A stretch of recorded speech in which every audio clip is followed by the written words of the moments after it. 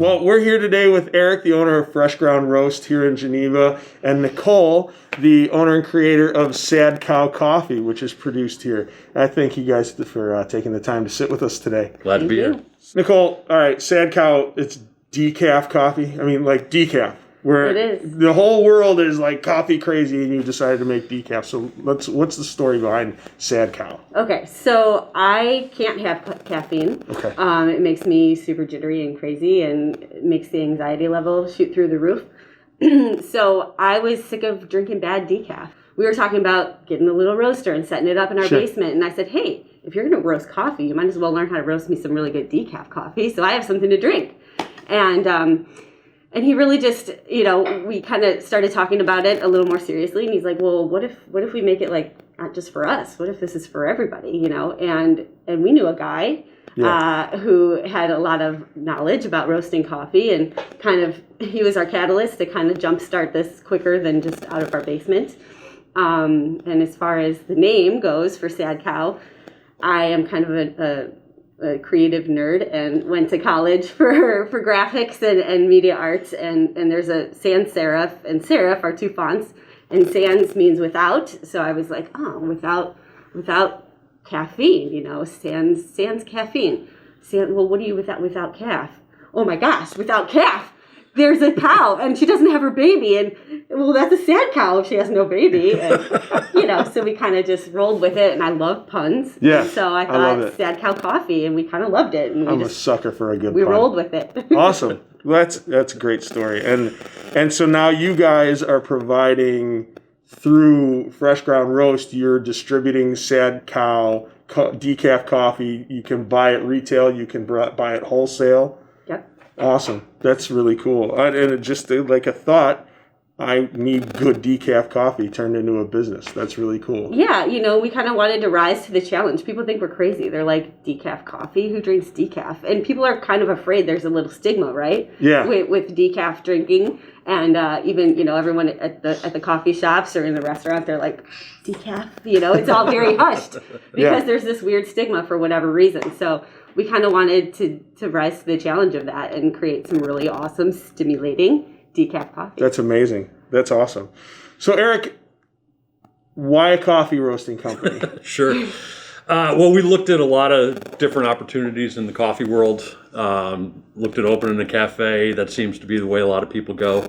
But then started getting into, somebody said to me when I was opening a cafe, they said, well, why don't you make sure you put a roaster out there out front and make sure everybody sees it? And I'm like, man, I don't want to spend all that time and money and learning curve to learn how to roast at the time. That's what I was learning. And then I kind of started to think about it a little bit, and I said, well, what if we just did the roasting side and set the cafe on hold for a little bit? And then at the same time, I got in touch with some people that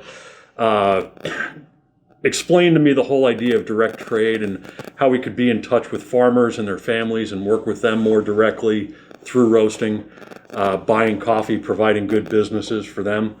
And that's got me a little bit excited about that. So that's when we pulled the trigger and decided to get into roasting directly.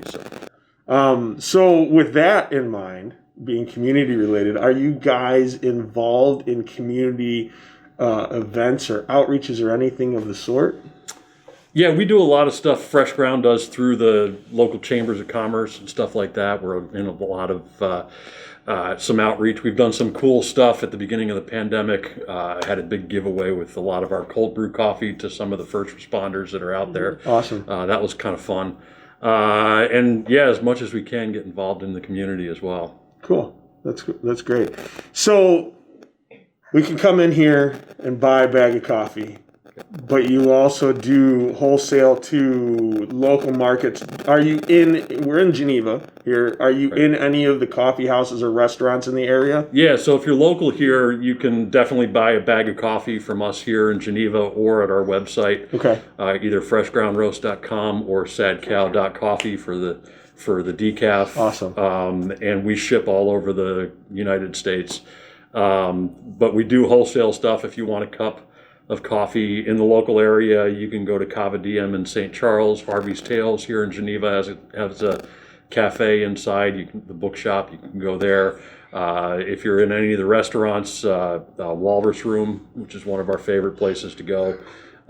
Preservation has our coffee in it as well. So Nice. Yeah, several different local places, and spread out a little bit from there. If you're in Wheaton or Aurora, you can go to Treadwell Coffee and get our coffee, and both the fresh ground coffee and all of them serve decaf as well. Nice. So it's a Sad Cow decaf there. So let's go back to Sad Cow for a second. What makes Sad Cow decaf coffee better than the other decafs that are out there? And I don't even know how you make decaf coffee. Well, before getting into the technical aspects of things, there's a lot of people out there doing decaf, and there might even be some really great decaf out there. But our decaf is intentional. We're intentionally setting out to make some really great tasting decaf and put it out there for everybody to share. Awesome. Yeah, a lot of our wholesale customers buy our decaf because they want to be more intentional about it instead of just saying, "Hey, we got all these great coffees. Oh yeah, we got decaf." Yeah. Which is what a lot of say. They say, "No, we've got this fantastic Sad Cow decaf coffee and a couple different things." It can be a lot more intentional. So one of the questions I like to ask is, how can our viewership support you guys? Really, like I said, by word of mouth. So everybody jump on sadcow.coffee and check us out. There's all kinds of information. They can learn all about us and where we came from and what our intentions are. And, grab a bag and try it for yourself. And I guarantee you're going to enjoy it. I just want people to jump online, check us out, give us a try for themselves, and then tell your friends about it. Awesome. Yeah, as a roaster, everybody kind of looks down at decaf. Yeah. We've been real intentional about it, and we think we have some fantastic decaf coffees. Decaf drinkers are actually my favorite coffee drinkers because they drink coffee because it tastes good. Right. Yeah, exactly. Right. They're not just drinking it for the amount of caffeine that's in there. So, Right. Those are some of my favorite coffee people in the world. All right, so you mentioned green coffee. What is green coffee? Green is what it is before it's roasted. So the coffee bean is actually the seed inside a cherry. Okay. And before we roast it and turn it brown, it's actually green. Let me grab a couple here. Okay. Handful. So I don't know if we can They're zoom so in little. on it, but those are unroasted coffee beans right there. Okay. It's the seed inside a cherry, so you can see they're flat on one side, and they actually sit face to face inside the cherry. There's typically 2 beans inside each cherry. So now here's a question. You've got coffee bean 1 and coffee bean 2. Mm-hmm. This coffee is caffeinated as it sits. Yeah. But you make decaf from the same bean, right? So how does that work? Well, first of all, we don't do it here. Okay. It's done at a couple of different places, and around the world, and there's a couple of different methods to do it. Basically, what happens is when they pick and process the coffee cherry and put it in bags, they'll take those bags and put them on a ship and bring them to a coffee decaffeinating plant. What they do is they take the coffee bean and they soak it in a coffee extract that is all of the chemical components of coffee except for caffeine. Okay.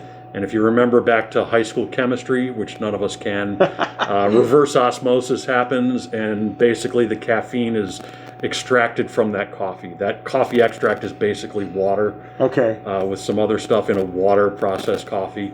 And then they'll put the bean under pressure and force the flavor components back into that bean. That's a really simple overview of how it's done. Cool. In a good decaf, typically that's a water process or a sugarcane extract that they'll use to process that. Some of the cheaper decafs that are on the market, they'll use methylene chloride and some other pretty harsh chemicals that don't taste good and are probably not good for you. So, I mean, you did say chemicals, but you said natural chemicals, and I wanted... Well, it's that's the chemical components Right. of the coffee. It's what's in coffee already. and that's Yeah. natural chemistry. Yeah. So what it comes down to is you guys are doing everything in the most basic natural process without additional man-made chemicals, Right. which is great. I really appreciate that because it's got to be better for you than that methyl Right. bad stuff that And they're it doing. tastes better too. Yeah. so. If you can't pronounce it, you don't want to ingest it. That's my rule of thumb. So. For sure. Okay. Eric, Nicole, thank you for taking the time to sit with us today. We really appreciate it. all of you out there, if you want to check it out, you can go to freshgroundroast.com, or you can check out sadcow.coffee, which I love the .coffee, by the way. I think that's really clever. And or check out the local shops that we talked about earlier. Be good. Take care of yourself. Take care of others. We'll see you next time.